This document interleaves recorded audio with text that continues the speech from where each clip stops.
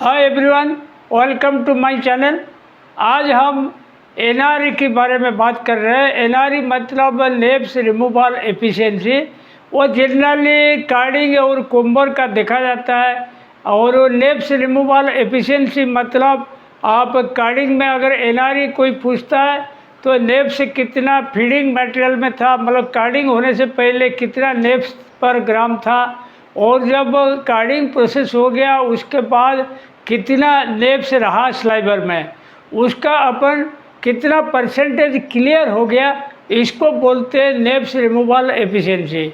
ऐसे ही कोम्बर का जो होता है, कोम्बर में फीडिंग मटेरियल होता है, लैप होता है, तो लैप में कितना नेप्स था और कोम्बर स्लाइबर में कितना नेप्स रह गया, उसको अपन जैसे कितना परसेंट उसका रिमूव हो गया उसको बोलते हैं NRE, neps removal efficiency. Generally nep जो काउंट होता है वो नेप्स पर ग्राम के हिसाब से होता है। और ये मतलब कॉटन प्रोसेस में ये नेप्स ज़्यादा रहने से बहुत दिक्कत जाता है। आपको मटेरियल बेचने में दिक्कत जाएगा, क्वालिटी अचीव नहीं कर पाओगे, क्वालिटी कंसिस्टेंसी नहीं रहेगा, मतलब हर तरह का प्रॉब्लम में आप घिरे जाओगे। तो इसीलिए हर मिल में कोशिश करता है नेप्स रिमूवल एफिशिएंसी कैसे बढ़िया रखेंगे। और एक चीज़ ध्यान रखो, नेप्स रिमूवल एफिशिएंसी कभी कभी मैंने देखा है, मतलब कोई मिल में कार्ड वायर चेंज नहीं किया, हो गया 15-20 साल हो गया, इसको रगड़ते जा रहे, तो उसमें नेप्स रिमूवल एफिशिएंसी आपकी प्लस में नहीं आएगा, माइनस में आ जाएगा। माइनस इन द सेंस समझ लो, फीडिंग में आपकी 100 लैप डाला, मतलब पीछे की साइड पे वो 150 लैप निकलेगा आगे से, या 140 निकलेगा, माइनस साइड हो जाएगा।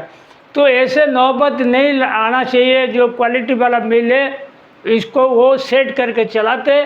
और आपको देखो, मैं इसका बारे में डिटेल में बताता हूँ। वो नेप्स से रिमूवल एफिशिएंसी किसका ऊपर डिपेंड करता है, कैसे इसको इम्प्रूव करेंगे, क्या उसका सिस्टम है, उसके बारे में बताता हूँ। और देखिए एक बार, to assess the neps removal from carding and comber, ये जो टॉपिक आज पढ़ा रहे हैं इसके नेप से कितना रिमूव होता है वो असेसमेंट करने के लिए एनआरई ज़रूरत है, नेप्स रिमूवल एफिशिएंसी ज़रूरत है। It is very important for quality of यान। आपकी अल्टीमेटली फाइनल यान जो बनता है इसका क्वालिटी सेट करने के लिए आपको इसका एनआरई इम्प्रूवमेंट करके रखना पड़ेगा, तब जाके आपकी क्वालिटी सेट बैठेगा। It depends on raw material quality and blow room condition. देखो, अगर रॉ मटेरियल अपन खराब डालेंगे तो एनआरई कभी बढ़िया नहीं आएगा। रॉ मटेरियल थोड़ा अच्छा डालेंगे एनआरई भी बढ़िया आएगा। और ब्लो रूम कंडीशन मतलब सपोज लो किसी मिल में बिल्कुल नया मिल है, नया मिल में क्या होगा, वो कटर में जो नेप्स रहेगा थोड़ा सा बढ़ जाएगा, 1.7 टाइम 1.8 टाइम बढ़ जाएगा। अगर ब्लो रूम आपके पूरा अंग्रेज टाइम का है, 25 साल 30 साल हो गया, उस केस में वो जो मटेरियल निकलेगा कार्डिंग में चलाओगे नेप से बढ़ा हुआ मिलेगा ब्लो रूम से, तो कार्डिंग कितना कवर करेगा, कार्डिंग इतना कवर नहीं कर पाएगा, तो उस केस में एनआरई आपका घट जाएगा। तो ब्लो रूम कंडीशन के ऊपर डिपेंड करता है। अच्छा, कोई बहुत बढ़िया मेंटेनेंस रखता है, ब्लो रूम कार्डिंग कोम्बर का मेंटेनेंस बहुत तगड़ा रखता है, उस केस में उनका एनआरई बढ़िया आता है।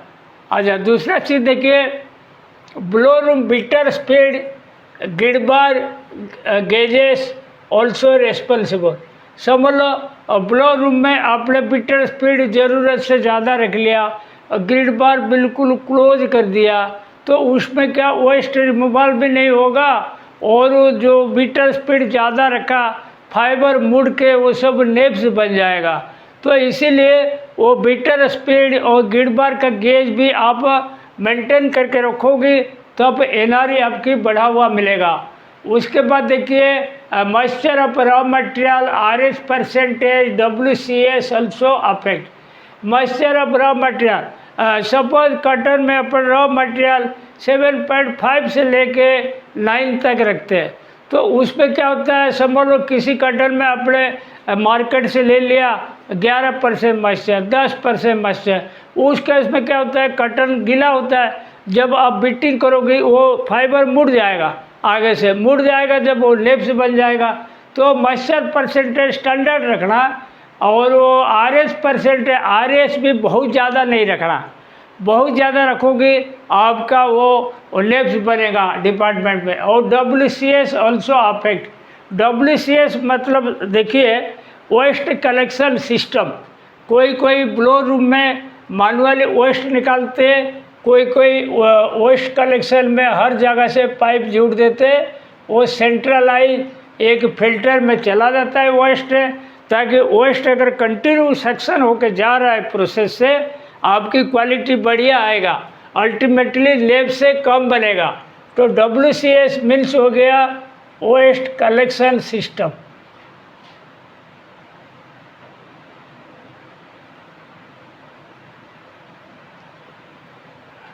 आजकल का कोई भी ब्लो रूम कार्डिंग हो, कुम्बर हो, उसमें WCS से कनेक्ट करके रखते क्वालिटी पॉइंट ऑफ व्यू से।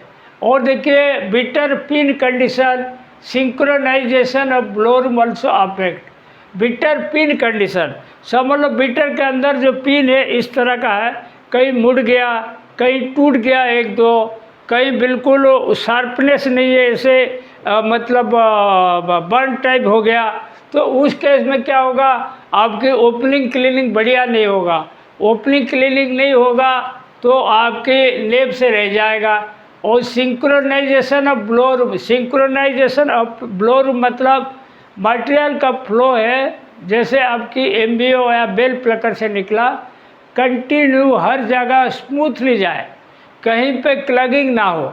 कहीं पे अगर क्लगिंग होगा तो मटेरियल बार बार उसी में घूमेगा। समझ लो बिटर के अंदर 2 बार घूमना चाहिए, कोई 4 बार ऐसे बिटर का अंदर वही घूम रहा है, तो वो क्या होगा, बार बार घूमने से बीटिंग कर करके इसको लेब्स बना देगा। तो सिंक्रोनाइजेशन ऑफ ब्लो रूम बहुत इम्पोर्टेंट है लेब्स जनरेशन रोकने के लिए। उसके बाद देखिए carding cylinder, licker in, flat, opening roll speed also affect. Carding का जो सिलेंडर स्पीड है, लिक्रिन स्पीड है, फ्लैट स्पीड, और कार्डिंग का ओपनिंग रोल स्पीड मतलब जो FB के चेंबर से मटेरियल गिरता है वहाँ इनिशियली ओपन करके कटन का टॉप छोटा छोटा करके इंडिविजुअल करके कार्डिंग में देता है, ताकि कार्डिंग एक्शन बढ़िया रहे। तो इसका स्पीड भी डिपेंड करेगा आपकी लेब से कम करने में। उसके बाद देखिए carding batt weight, draft, deliver speed, wrapping also affect. Carding batt weight means देखो इन कार्डिंग, समझ लो आप फाइन काउंट चला रहे हो, मैं एग्जांपल बोल रहा हूँ, समझ लो आपने 60 काउंट चला रहे हो, तो कार्डिंग का जो बैट वेट है आप रखोगे 280 से 300 तक रखोगे, बढ़िया है। और 40 काउंट चला रहे हो तो 400 से 450 रखोगे, चलेगा। और वो 30 काउंट चला रहे हो तो 500 ग्राम तक रखोगे, बढ़िया। ये इतना ग्राम पर मीटर बैट, कार्डिंग का पीछे का साइड जो मटेरियल रहता है इतना ग्राम पर मीटर रहेगा तो बढ़िया रहेगा। और उसके बाद कार्डिंग ड्राफ्ट, कार्डिंग ड्राफ्ट देखो 90 से 110 बहुत बढ़िया माना जाता है। अगर ड्राफ्ट बिल्कुल 120 रख दिया, अगर 60% रख दिया, बोला बिल्कुल कम रख दिया, बिल्कुल ज़्यादा रख दिया, वो भी आपकी क्वालिटी का अफेक्ट करेगा, नेब से रिमूवल नहीं होगा। डिलीवरी स्पीड देखो, कार्डिंग का डिलीवरी स्पीड ज़रूरत से ज़्यादा रख दिया तो नेब से बन जाएगा, तो डिलीवरी स्पीड भी मटेरियल के हिसाब से रखना। रैपिंग ऑल्सो अफेक्ट, रैपिंग देखो मटेरियल के हिसाब से आपको रैपिंग रखना पड़ेगा। अनलेस क्या होगा, रैपिंग अगर डिस्टर्ब रखा, सब मतलब भारी रैपिंग रख दिया, तो कार्डिंग जोन में जो फ्लैट टू सिलेंडर का जो एक्शन होता है, कार्डिंग एक्शन होता है, वह प्रॉपरली एक्शन नहीं होगा। तो इसमें रैपिंग भी आपको मटेरियल के हिसाब से रखना। और card wire condition, density, grinding also affect. Card wire condition मतलब देखो, समझ लो अपन कोई मॉडर्न कार लिए, उसमें लिखा 1200 टन माल निकाल लोगे, सिलेंडर वेयर चेंज करना, या 600 टन माल निकाल दोगी तो फ्लैट वायर चेंज करना, लिक्रिन का समझ लो 300 से 500 टन के बीच में चेंज करना, ऐसे उसका गाइडलाइन रहता है। तो गाइडलाइन के हिसाब से आपने वेयर पैंट अगर चेंज किया तो क्वालिटी आपका अच्छा आएगा। डेंसिटी मीन्स PPSI, मतलब कार्ड वेयर का PPSI पॉइंट्स पर स्क्वायर इंच, वो स्टैंडर्ड के हिसाब से रखना। कॉटन में ज़्यादा रहेगा, सिंथेटिक में कम रहेगा, ब्लेड मटेरियल में जैसे PC ब्लेड चला तो मीडियम का रहेगा। तो density of wire point also बहुत इम्पोर्टेंट है। उसके बाद grinding also affect. Grinding means cylinder wire, doffer wire, flat top, वो सब टाइम पे ग्राइंडिंग भी करना। टाइम पे ग्राइंडिंग नहीं करोगे तो आपका वो क्वालिटी कभी मेंटेन नहीं होगा, NRE बढ़ता जाएगा। उसके बाद देखो carding all pants gauge must आज पर फाइबर क्वालिटी। देखो आपकी कार्डिंग का गेज मतलब देखो हर जगह का gauge, feed plate to licker in to cylinder to flat, cylinder to doffer to take up roll to crush roll, ये हर जगह का गेज वो सब परफेक्ट रखना पड़ेगा। और stationary flat back side front side, top plate back side front side, bottom plate back side front side, under casing, ये मोट टाइप का सेटिंग, कार्डिंग का हर गेज आपको परफेक्ट रखना पड़ेगा। कार्डिंग गेज अगर ख़राब रखोगे, आप नॉर्मल रखोगे तो कितना बढ़िया कॉटन भी तो आपकी नेप से घटेगा नहीं। नेप से घटाने के लिए कार्डिंग गेज परफेक्ट रखना जरूरी है। आज पर fibre quality waste of blow room carding comber noil also affect. ये देखो आपके ट्रांस परसेंट के हिसाब से वेस्ट परसेंट भी आपको ब्लो रूम कार्डिंग का निकालना पड़ेगा। फॉर एग्जांपल आपने 4% ट्रांस वाला कॉटन सिलेक्ट किया तो 4% ट्रांस में आप क्या करोगे, ब्लो रूम कार्डिंग का टोटल 10% तो रखना ही पड़ेगा, तब जाके आपका क्वालिटी मेंटेन रहेगा, नेप्स वगैरह रिमूव होगा कार्डिंग में, और आप एक बेहतरीन स्टेज में रहोगे, क्वालिटी का कंसिस्टेंसी रहेगा। समझ आपके ट्रांस में 7% है, आपने क्या किया ब्लो रूम कार्डिंग का वेस्ट घटा दिया रियलाइजेशन लेने के लिए 9.5% कर दिया, तो उस केस में आप कभी सर्वाइव नहीं करोगे, आपकी क्वालिटी डेट्रोइट होता रहेगा, आपको दिक्कत जाएगा। तो डिपेंड करता है कुम्बर नायल, और कुम्बर नायल मीन्स देखो कुम्बर का नायल परसेंटेज आपके रिक्वायरमेंट के हिसाब से। समझ लो आपने कंपैक्ट स्पिनिंग चला रहे हो या एलिटूस चला रहे हो, उसमें ऑटोमेटिक CSP आ जाता है, क्वालिटी आ जाता है, तो उस केस में आप कम रखोगे चलेगा। आप अगर नॉर्मल रिम फ्रेम चला रहे हो, आप बोलोगे मैं नायल घटा के रखूँ, तो आपकी क्वालिटी कभी नहीं आएगा। तो इसीलिए सारी चीज़ का ध्यान रखना। और एक देखिए कार्डिंग का भी ब्लो रूम कार्डिंग का वेस्ट जो बताया, कार्डिंग का भी सेपरेटली फ्लैट वेस्ट, लिक्रिन वेस्ट, वो भी सब स्टडी करना, कितना रखने से अपना क्वालिटी मेंटेन रहेगा वो ध्यान रखना। उसके बाद कोम्बर में देखो वेरियोकॉम टॉप कॉम लाइफ।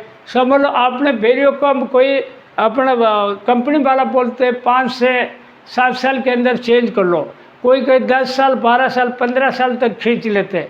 तो वेरियोकॉम अगर इतना दिन खींच लोगे तो आपका वो क्वालिटी कभी अटेंड नहीं कर पाओगे, NRE नहीं आएगा। तो वेरियोकॉम भी टाइम पे चेंज करें। टॉप कॉम का लाइफ और कम रहता है, जैसे आपने ये बताया ना मैंने 5 साल लिया, तो टॉप कॉम का लाइफ ज़्यादा दिन नहीं रहता, आप कम से कम 2 साल के अंदर इसको चेंज कर देना टॉप कॉम। और दूसरा चीज़ टॉप कॉम पेनिट्रेशन, समझो टॉप कॉम कितना अंदर वेब के अंदर कितना अंदर डालोगे, 0.5 भी रहता है और 1 mm भी रहता है, जो जितना नायल निकाल ली उसी हिसाब से डालोगे। तो समझ लो पेनिट्रेशन कम किया तो मटेरियल ऊपर निकल गया तो आपके नेप से रिमूव नहीं होगा, इसका ऊपर भी डिपेंड करेगा नेप से रिमूव। उसके बाद देखो ग्राम पर मीटर ऑफ लैप, ग्राम पर मीटर लैप जितना ज़्यादा रखोगे उतना कम नेप से रिमूव होगा, जितना कम रखोगे उतना अच्छा रिमूव होगा। फीड पर निप, मतलब फीड पर निप एक बार निप ऐसे आएगा ना, कितना mm का रुई आएगा, वो आपकी फीड पर निप होता है। फीड पर निप जितना कम रखोगे NRE बढ़िया आएगा। निप्स पर मिनट मतलब कुम्बर का स्पीड बोलते हैं, कोई 400 चलाता है, कोई 500 चलाता है, कोई 600 चलाता है। जितना निप्स पर मिनट ज़्यादा रखोगे उतना एनआरई आपकी खराब होगा। ब्रश सेटिंग, समझ लो आपकी जो वेरियोकॉम के पीछे की साइड ब्रश रहता है जो डायल को ब्रशिंग करके स्ट्रिपिंग करके कंपैक्टर में भेजता है। अगर ब्रश का सेटिंग वेरियोकॉम से पूरा वाइड कर दिया, वो ब्रश साफ नहीं करेगा वेरियोकॉम से डायल, तो वही वेस्ट उसी का ऊपर लपटता रहेगा, तो कोमिंग एक्शन कैसे करेगा। तो ब्रश का सेटिंग करना, ब्रश भी टाइम पे चेंज करना, तब जाके होगा। और ब्रेकर ड्रॉप पे number of doubling, breaker drop पे में मटेरियल के हिसाब से 6 एंड चलाना, 7 एंड चलाना, 8 एंड चलाना, वो डिसाइड करना। बटन रोल गेज परफेक्ट रखना, 5% ऑफिस लिंक चेक करके बटन रोल गेज परफेक्ट रखना। ब्रेक ड्राफ्ट के मटेरियल के हिसाब से परफेक्ट रखना, और ड्रॉप हिम का स्पीड बराबर रखना। रैपिंग जो स्टैंडर्ड रैपिंग जो काउंट के हिसाब से वो भी बराबर रखोगे, तब एनआरई कुंबर में बढ़िया आएगा।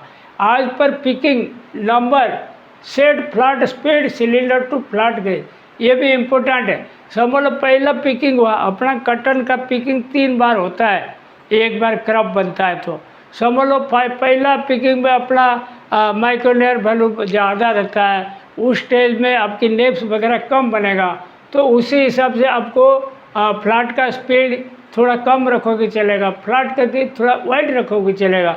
जैसे जैसे पिकिंग नंबर बढ़ेगा कटन का क्वालिटी ख़राब होता जाएगा, तो उसी हिसाब से आपको फ्लैट स्पीड बढ़ानी पड़ेगी, और सिलेंडर टू फ्लैट का गेज और थोड़ा टाइट करनी पड़ेगी, तब जाके उसका क्वालिटी आप अटेंड कर सकते हो। ये कुल मिला के ये सब रीजन है, ये रीजन जो फॉलो करेगा उसका सही हो जाएगा। अच्छा, नेप्स स्टाटस इन प्रोसेस, देखो मैं आपको एक गाइडलाइन देता हूँ नेप्स का स्टाटस के बारे में।